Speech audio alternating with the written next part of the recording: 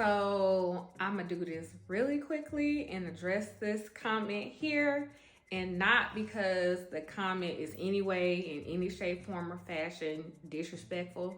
I feel like a lot of people have made comments about my edges, and obviously a lot of y'all do not follow me on YouTube because I've been doing microlocs content for almost 4 years, from installation day until now. I'll make sure I link it below so you can go ahead and see it.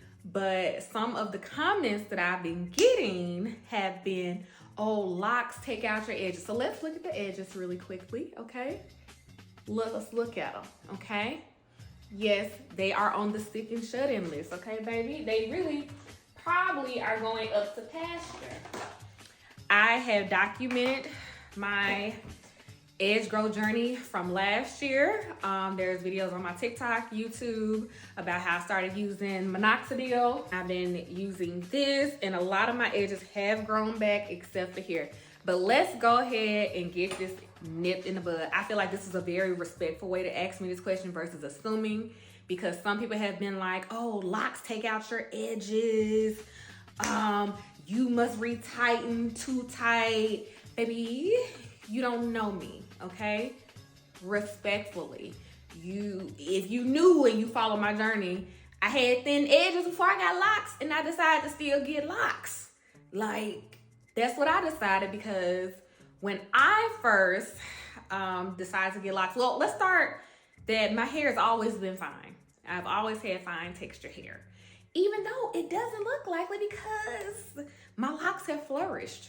However, when the pandemic struck, we couldn't go outside. I started getting braids in my hair. I would go to like the different shops and get braids. And I would go to this, lady that my family members knew, and I would get braids. When I would get the braids, they would do good on my hair, except for on my hairline, it used to be really tight. I didn't go to school. I'm a doctor, but I did not go to school for cosmetology. I know less about black hair. Anything I learned was from YouTube University when I first went natural back in, when did I go natural? 2013, I went fully natural. Everything was me figuring it out on my own. And so I did not know anything about traction alopecia or anything. So when I would get my braids during the pandemic, I would leave them in there for months. And the hairs right here would just the braid would start slipping, and the braid would be right down here, and the hairs would be 2-3 hairs. I just didn't know. It's almost embarrassing to say, but at least I'm being truthful. I didn't know jack shit about traction alopecia or hair loss or what could cause thinning in hair. That was kind of what did that damage. But I also, when I was relaxed, I would get perms. I would put I don't know if y'all used to put the little pantyhose over your wrap when you wrapped your hair, and you would twist it and twist that thing so when you take it off, eventually the next day it'll be laid. That them fibers off them pantyhose, because they're cotton, would be ripping out my edges. So yes, I've always had thin edges due to bad hair care. But I hate the sediment of locks cause your hair to thin. Ain't no thinning in my crown. Ain't no thinning in the back of my hair. It's literally in my edges. So when y'all are making these unnecessary comments under my videos, and I've been trying to ignore them, and you're saying, oh, locks caused your hair to thin, again, you don't know me or my hair journey to know what the heck happened. So I want y'all to be mindful. Just because people put their lives on social media does not mean that you need to have a comment on it. And again, if it's not kind, or like this question here, where you're just truly trying to do research on your own, like, hey, how did this happen, instead of assuming, then that's fine. But if you're gonna assume, baby, please keep the comments to yourself. Because one thing for certain and two things for sure, I'm not the one. And I don't play these internet games. I'm grown. I'm grown.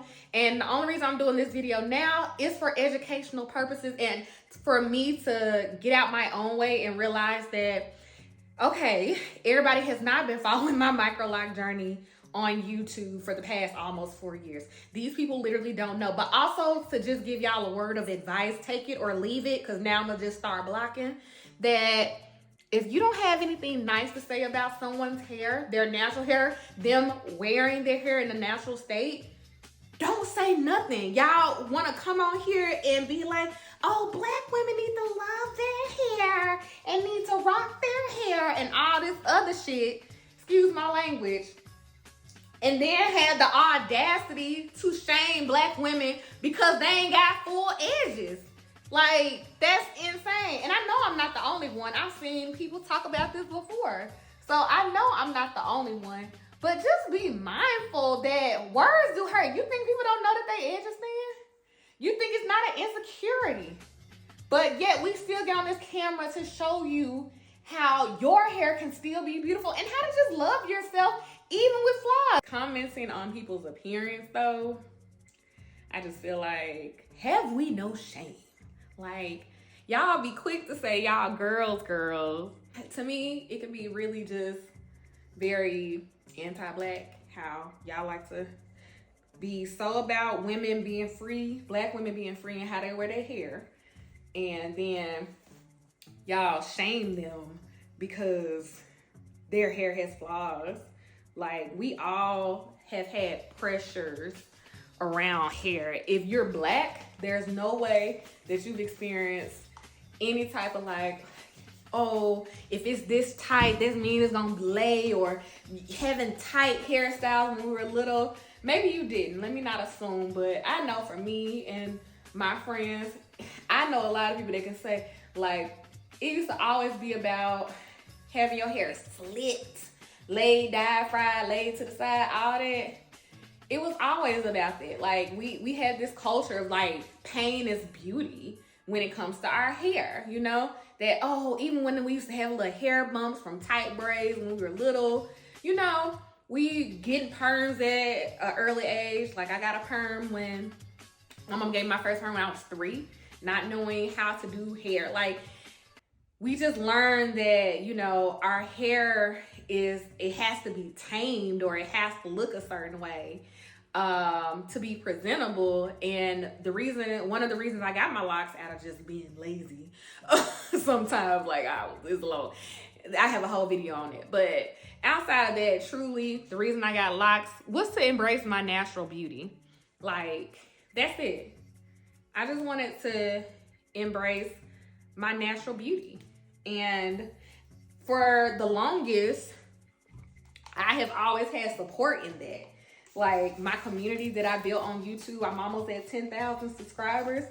My community that I built on YouTube has really been with me from install day to now. And it's, you know, it's always been loving and welcoming, you know? So to get on, finally make a TikTok and start sharing my journey, and you have these people who are hiding behind these fake accounts, fake pictures, trying to chastise, you know, me on my hair, is just like, oh, wow. But again, it is what it is. Okay, I'm not the one nor the two. I'm still gonna rock my hair. I'm still gonna share my hair journey. And, you know, I'm here to show girls that there is no perfect lock journey. It's just, it doesn't exist. A perfect lock journey does not exist. And your hair is gonna look beautiful whether it's down to your ass or you got your edges, your crown thinning. Like, you just gotta figure out what works for you, you know, and not be ashamed of it. Like, none of us are Instagram perfect, you know? Even when you think people are Instagram perfect, they're not. You know, everybody has insecurities. So just be kind. It costs nothing to be kind. All right, y'all. See y'all later. Bye.